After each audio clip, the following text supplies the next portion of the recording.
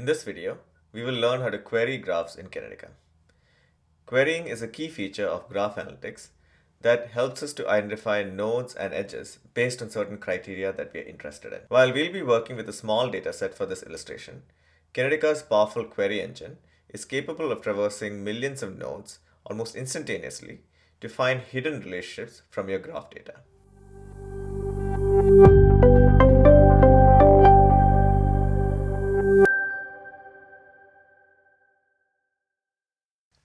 Let's consider the two tables shown here. The first one contains information on the edges, and the second on nodes. The edges table contains the starting node and the ending node for each edge, along with information on the type of relationship between the nodes, which for this example could be colleagues, friends, or family. The nodes table contains information on each node in the graph. This includes interests, which can be dance, golf, chess, or tennis, and gender, which can be either male or female. Now that we have the basic graph set up, let's run through a sample query. Find anyone who plays chess who's within 2 hops of Je. Anyone who plays chess. Only Laura and Fatima play chess, so let's eliminate all other interests. Next, we have within 2 hops of Je. So our starting point is Je, and our ending points are either Fatima or Laura who play chess. And finally, the chess player needs to be within 2 hops of Je. So this eliminates Laura and leaves only Fatima. So the final output is Je to Fatima via the node Bill. We can abstract a few ideas from this that have general applicability to queries. First, queries that are node-based generally have a starting condition. In our case, the condition is that the name of the node is Je. Most queries also have some type of target condition. In this example, it is that nodes must have an interest that matches chess. Finally, queries also often define the number of hops, or rings in Kinetica parlance, from the starting nodes within which we must search for the target conditions.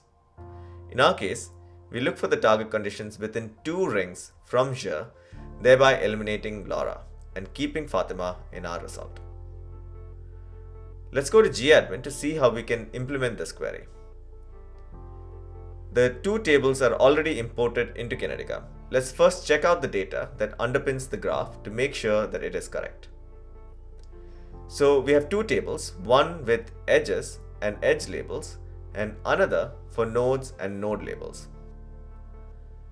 As we can see, the edge table contains the starting and ending node for each edge, and the edge label marking the type of relationship. Next, for the nodes table, we have the names of each node and the corresponding interests and gender. I've already created the graph using this data, and we can see it listed here. Now let's build the same query. Find anyone who plays chess who's within 2 hops of Je using this graph. First, let's select the social graph as the input for the query. Next, let's pick query node name from the drop-down for queries. This will be our starting condition, which for us is Je. Notice how Kinetica expects you to specify constants using curly braces. Here we specify Je in quotes within curly braces. Next, let's use the same syntax to specify the target node label, which is anyone who plays chess. Finally, let's specify the number of rings as 2. Now let's provide a name that will be used for the output and create the graph. Okay, that worked. Now let's check out the output. The output consists of 2 tables. Let's first check the adjacency table. This table provides the path from the source node to the target nodes. The path IDs are used to group all the nodes that are along the path from the source to the target. The rings indicate the number of hops from the source. So in our case, the path goes from the source that satisfies the starting condition of name is equal to here to the target with interest chess via the node bill. Now let's also take a look at the nodes table. This table provides a list of all the source to target node combinations along with the number of rings between them.